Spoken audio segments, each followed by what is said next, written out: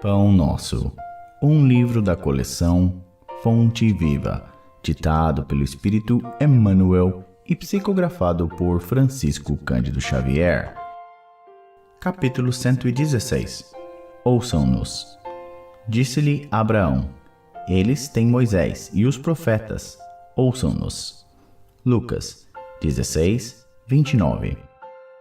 A resposta de Abraão ao rico da parábola ainda é ensinamento de todos os dias, no caminho comum. Inúmeras pessoas se aproximam das fontes de revelação espiritual, entretanto, não conseguem a libertação dos laços egoísticos de modo que vejam e ouçam qual lhes convém aos interesses essenciais. Há precisamente um século, estabeleceu-se intercâmbio mais intenso entre os dois planos, na grande movimentação do cristianismo reditivo. Contudo, há aprendizes que contemplam o céu, angustiados tão só porque nunca receberam a mensagem direta de um pai ou de um filho na experiência humana. Alguns chegam ao disparate de se desviarem da senda alegando tais motivos. Para esses, o fenômeno e a revelação no espiritismo evangélico são simples conjuntos de inverdades, porque nada obtiveram de parentes mortos em consecutivos anos de observação.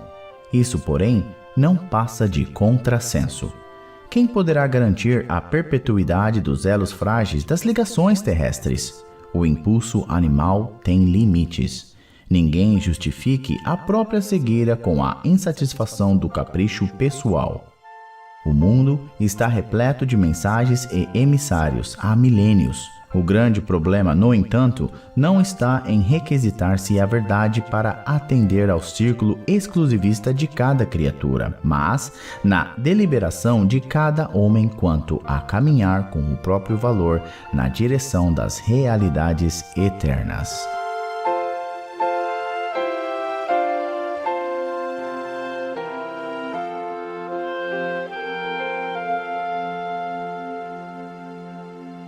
Capítulo 117. Em família. Aprendam primeiro a exercer piedade para com a sua própria família e a recompensar seus pais, porque isto é bom e agradável diante de Deus. Paulo, 1 Timóteo 5:4. A luta em família é problema fundamental da redenção do homem na Terra. Como seremos benfeitores de 100 ou 1000 pessoas se ainda não aprendemos a servir 5 ou 10 criaturas? Esta é a indagação lógica que se estende a todos os discípulos sinceros do cristianismo. Bom pregador e mau servidor são dois títulos que não se coadunam. O apóstolo aconselha o exercício da piedade no centro das atividades domésticas. Entretanto, não alude à piedade que chora sem coragem ante os enigmas aflitivos, mas àquela que conhece as zonas nefrálgicas da casa e se esforça por eliminá-las, aguardando a decisão divina a seu tempo. Conhecemos numerosos irmãos que se sentem sozinhos, espiritualmente, entre os que se lhe agregaram ao círculo pessoal, através dos laços consanguíneos, entregando-se por isso a lamentável desânimo. É imprescindível, contudo, examinar a transitoriedade das ligações corpóreas, ponderando que não existem uniões casuais no lar terreno. Preponderam aí, por enquanto, as provas salvadoras ou regenerativas. Ninguém despreze, portanto, esse campo sagrado de serviço, por mais que se sinta acabrunhado na incompreensão. Constituiria falta grave esquecer-lhe as infinitas possibilidades de trabalho iluminativo. É impossível auxiliar o mundo quando ainda não conseguimos ser mais úteis nem mesmo a uma casa pequena, aquela em que a vontade do Pai nos situou a título precário. Antes da grande projeção pessoal na obra coletiva, aprenda o discípulo a cooperar em favor dos familiares no dia de hoje, convicto de que semelhante esforço representa realização essencial.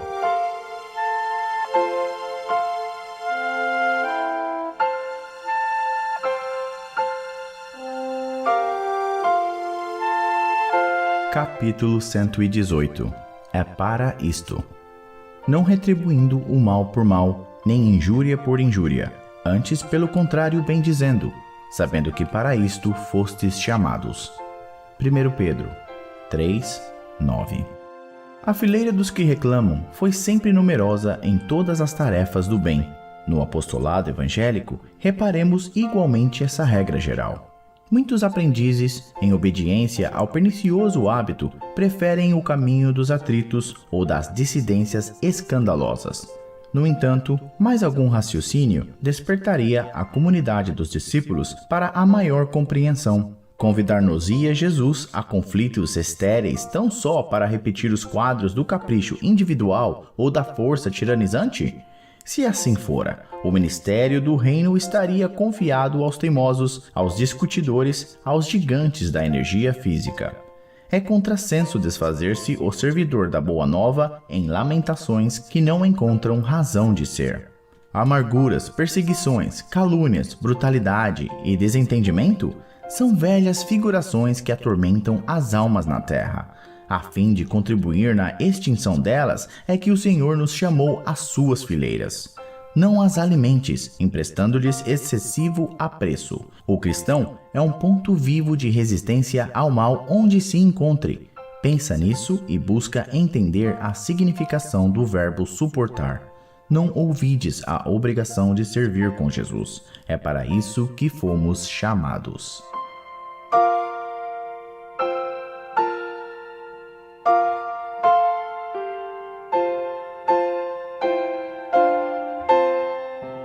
Capítulo 119. Ajuda sempre. Mas Paulo respondeu: Que fazeis vós, chorando e magoando-me o coração? Atos 21, 13. Constitui passagem das mais dramáticas nos Atos dos Apóstolos aquela em que Paulo de Tarso se prepara à frente dos testemunhos que o aguardavam em Jerusalém. Na alma heróica do lutador não paira qualquer sombra de hesitação. Seu espírito, como sempre, está pronto. Mas os companheiros choram e se lastimam, e do coração sensível e valoroso do batalhador do Evangelho flui a indagação dolorosa. Não obstante a energia serena que lhe domina a organização vigorosa, Paulo sentia falta de amigos tão corajosos quanto ele mesmo. Os companheiros que o seguiam estavam sinceramente dispostos ao sacrifício, entretanto, não sabiam manifestar os sentimentos da alma fiel. É que o pranto ou a lamentação jamais ajudam nos instantes de testemunho difícil. Quem chora ao lado de um amigo em posição perigosa desorganiza-lhe a resistência. Jesus chorou no horto quando sozinho, mas em Jerusalém, sobre o peso da cruz, roga às mulheres generosas que o amparavam a cessação das lágrimas angustiosas. Na alvorada da ressurreição, pede a Madalena esclareça o motivo de seu pranto junto ao sepulcro. A lição é significativa para todo o aprendiz. Se um ente amado permanece mais tempo sob a tempestade necessária, não te entregue ao desespero inútil. A queixa não soluciona problemas. Ao invés de magoá-lo com soluços, aproxima-te dele e estende-lhe as mãos.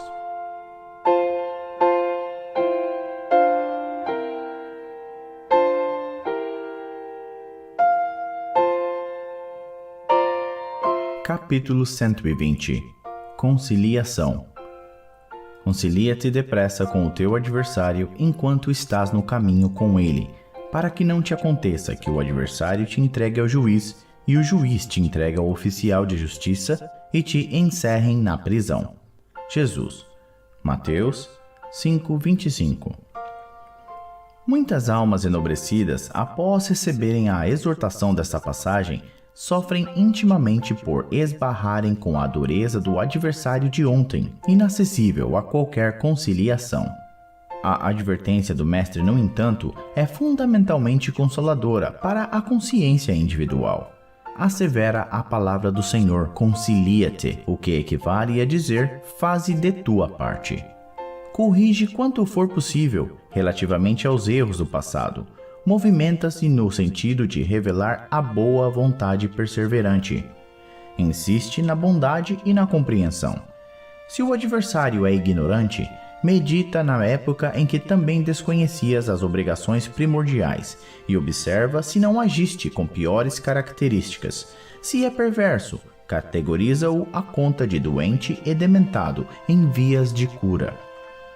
Faze o bem que puderes, enquanto palmilhas os mesmos caminhos, porque se for o inimigo tão implacável que te busque entregar ao juiz, de qualquer modo, terás então igualmente provas e testemunhos a apresentar. Um julgamento legítimo inclui todas as peças, e somente os espíritos francamente impenetráveis ao bem sofrerão o rigor da extrema justiça. Trabalha, pois, quanto seja possível no capítulo da harmonização, mas se o adversário te desdenha os bons desejos, concilia-te com a própria consciência e espera confiante.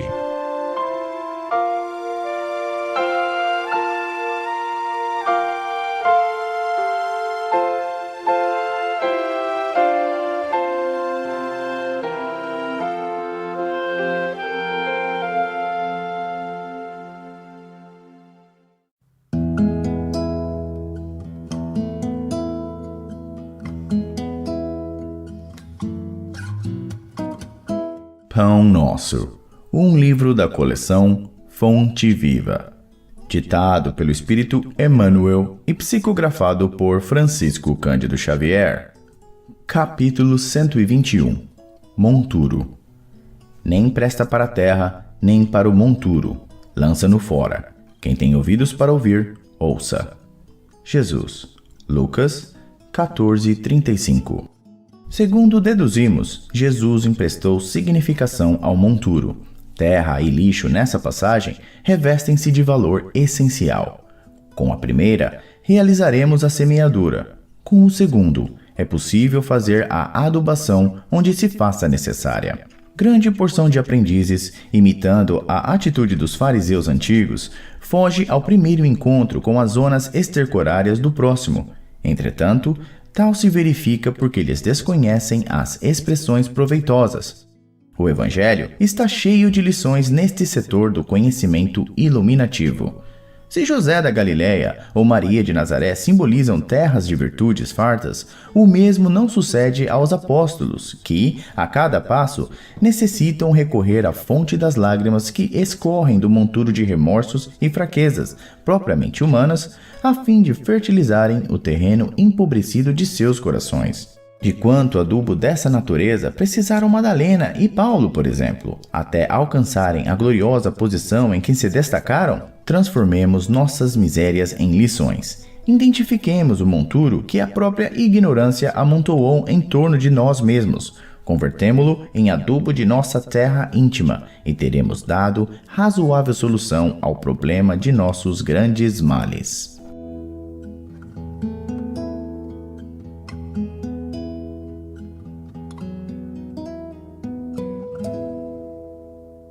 Capítulo 122. Pecado e pecador. Amado, não sigas o mal, mas o bem. Quem faz o bem é de Deus, mas quem faz o mal não tem visto a Deus. 3 João 1:11. A sociedade humana não deveria operar a divisão de si própria, como sendo um campo em que se separam bons e maus, mas sim viver qual grande família em que se integram os espíritos que começam a compreender o Pai e os que ainda não conseguiram pressenti-lo. Claro que as palavras maldade e perversidade ainda comparecerão por vastíssimos anos no dicionário terrestre, definindo certas atitudes mentais inferiores. Todavia, é forçoso convir que a questão do mal vai obtendo novas interpretações na inteligência humana. O evangelista apresenta conceito justo. João não nos diz que o perverso está exilado de nosso Pai, nem que se conserva ausente da criação. Apenas afirma que não tem visto a Deus. Isso não significa que devamos cruzar os braços ante as ervas venenosas e zonas pestilenciais do caminho. Todavia, obriga-nos a recordar que um lavrador não retira espinheiros e detritos do solo a fim de convertê-lo em precipícios. Muita gente acredita que o homem caído é alguém que deve ser aniquilado. Jesus, no entanto, não adotou esta diretriz. Dirigindo-se amorosamente ao pecador, sabia-se antes de tudo: defrontado por enfermo infeliz a quem não se poderia subtrair as características de eternidade. Lute-se contra o crime, mas ampare-se a criatura que se lhe enredou nas malhas tenebrosas. O Mestre indicou o combate constante contra o mal. Contudo, aguarda a fraternidade legítima entre os homens por marco sublime do reino celeste.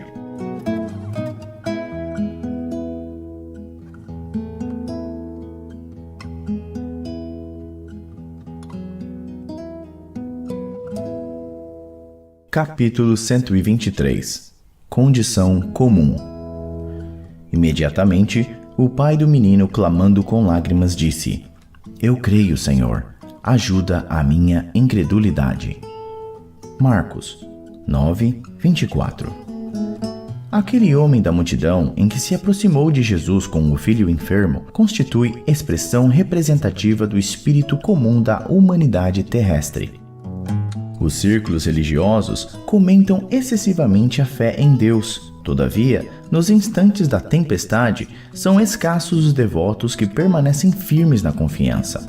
Revelam-se as massas muito atentas aos cerimoniais do culto exterior, participam das edificações alusivas à crença. Contudo, ante as dificuldades do escândalo, quase toda a gente resvala no despenhadeiro das acusações recíprocas. Se falha um missionário, verifica-se a debandada. A comunidade dos crentes pousa os olhos nos homens falíveis, cegos às finalidades ou indiferentes às instituições. Em tal movimento de insegurança espiritual, sem paradoxo, as criaturas humanas creem e descreem, confiando hoje e desfalecendo amanhã. Somos defrontados ainda pelo regime de incerteza de espíritos infantis que mal começam a conceber noções de responsabilidade. Felizes, pois, aqueles que, à maneira do Pai necessitado, se acercarem do Cristo, confessando a precariedade da posição íntima. Assim, em afirmando a crença com a boca, pedirão ao mesmo tempo ajuda para sua falta de fé, atestando com lágrimas a própria miserabilidade.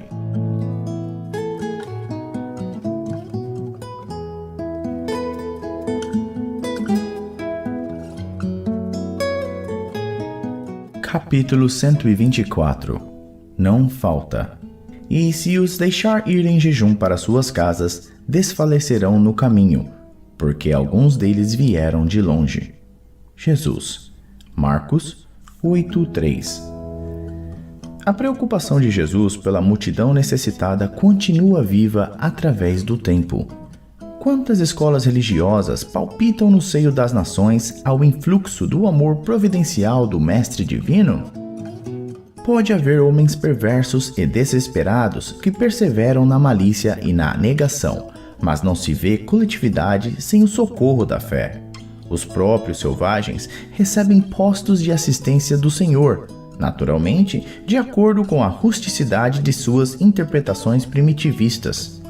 Não falta alimento do céu às criaturas.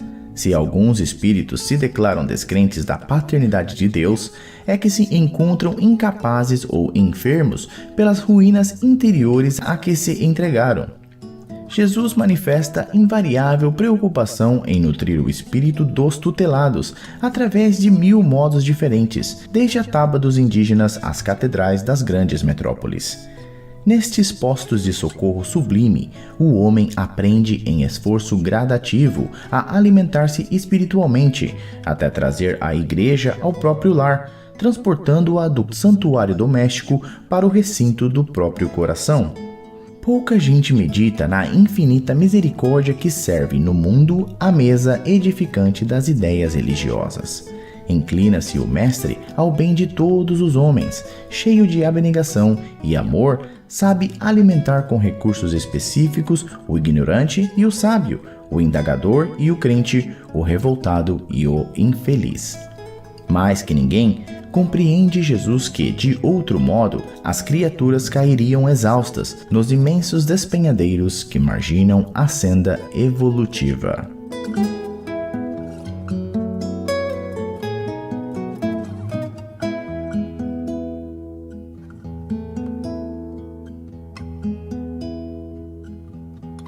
Capítulo 125. Separação. Todavia digo-vos a verdade, a vós convém que eu vá. Jesus. João 16, 7. Semelhante declaração do Mestre ressoa em nossas fibras mais íntimas. Ninguém sabia amar tanto quanto ele. Contudo, era o primeiro a reconhecer a conveniência da partida em favor dos companheiros. Que teria acontecido se Jesus teimasse em permanecer? Provavelmente, as multidões terrestres teriam acentuado as tendências egoísticas, consolidando-as. Porque o divino amigo havia buscado Lázaro no sepulcro, ninguém mais se resignaria à separação pela morte.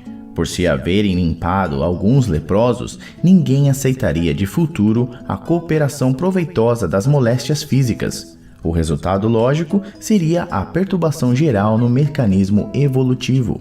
O mestre precisava ausentar-se para que o esforço de cada um se fizesse visível no plano divino da obra mundial. De outro modo, seria perpetuar a indolência de uns e o egoísmo de outros.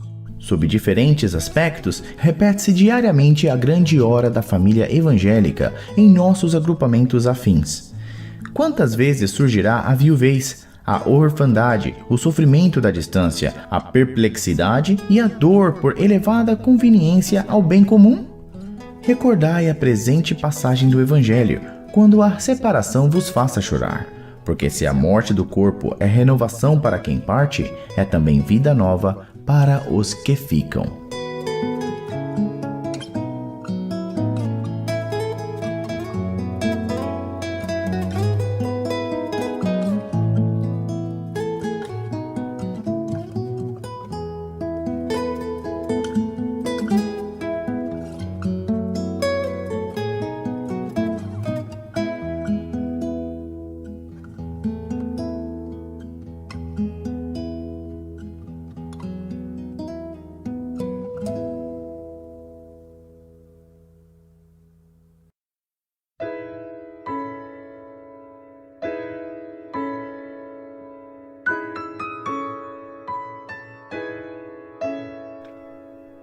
Pão Nosso, um livro da coleção Fonte Viva, ditado pelo Espírito Emmanuel e psicografado por Francisco Cândido Xavier.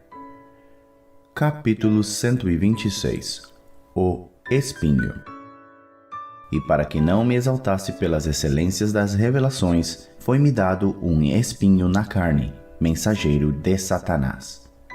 Paulo, 2 Coríntios 12, 7. Atitude sumamente perigosa, louvar o homem a si mesmo, presumindo desconhecer que se encontra em plano de serviço árduo, dentro da qual lhe compete emitir diariamente testemunhos difíceis. É posição mental não somente ameaçadora, quanto falsa, porque lá vem um momento inesperado em que o espinho do coração aparece. O discípulo prudente alimentará a confiança sem basófia, revelando-se corajoso sem ser metediço. Reconhece a extensão de suas dívidas para com o Mestre e não encontra glória em si mesmo, por verificar que toda a glória pertence a Ele mesmo, o Senhor. Não são poucos os homens do mundo invigilantes e inquietos que, após receberem o incenso da multidão, passam a curtir as amarguras da soledade. Muitos deles se comprazem nos galarins da fama, qual se estivessem convertidos em ídolos eternos, para chorarem mais tarde a sós, com o seu espinho ignorado nos recessos do ser. Por que assumir posição de mestre infalível, quando não passamos de simples aprendizes? Não será mais justo servir ao Senhor na mocidade ou na velhice, na abundância ou na escassez, na administração e na subalternidade, com espírito de ponderação, observando os nossos pontos vulneráveis na insuficiência e imperfeição do que temos sido até agora? Lembremo-nos de que Paulo de Tarso esteve com Jesus pessoalmente. Foi indicado para o serviço divino em Antioquia pelas próprias vozes do céu. Lutou, trabalhou e sofreu pelo evangelho do reino e, escrevendo aos Coríntios, já envelhecido e cansado, ainda se referiu ao espinho que lhe foi dado para que não se exaltasse no sublime trabalho das revelações.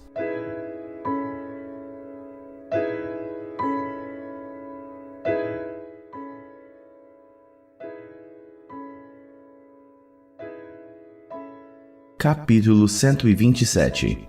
Lei de retorno. E os que fizerem o bem sairão para a ressurreição da vida, e os que fizeram o mal para a ressurreição da condenação. Jesus. João 5:29. Em raras passagens do Evangelho, a lei reencarnacionista permanece tão clara quanto aqui, em que o ensino do Mestre se reporta à ressurreição da condenação. Como entenderiam essas palavras os teólogos interessados na existência de um inferno ardente e imperecível? As criaturas dedicadas ao bem encontrarão a fonte da vida em se banhando nas águas da morte corporal. Suas realizações do porvir seguem na ascensão justa, em correspondência direta com o esforço perseverante que se desenvolveram no rumo da espiritualidade santificadora. Todavia, os que se comprazem no mal cancelam as próprias possibilidades de ressurreição na luz. Cumpre-lhes a repetição do curso expiatório. É a volta à lição ou ao remédio. Não lhes surge diferente alternativa. A lei de retorno, pois, está contida amplamente nesta síntese de Jesus. Ressurreição é ressurgimento. E o sentido de renovação não se compadece com a teoria das penas eternas. Nas sentenças sumárias e definitivas não há recurso salvador. Através da referência do Mestre, contudo, observamos que a providência divina é muito mais rica e magnânima que parece. Haverá ressurreição para todos, apenas com a diferença de que os bons tê-la-ão em vida nova e os maus em nova condenação decorrente da criação reprovável deles mesmos.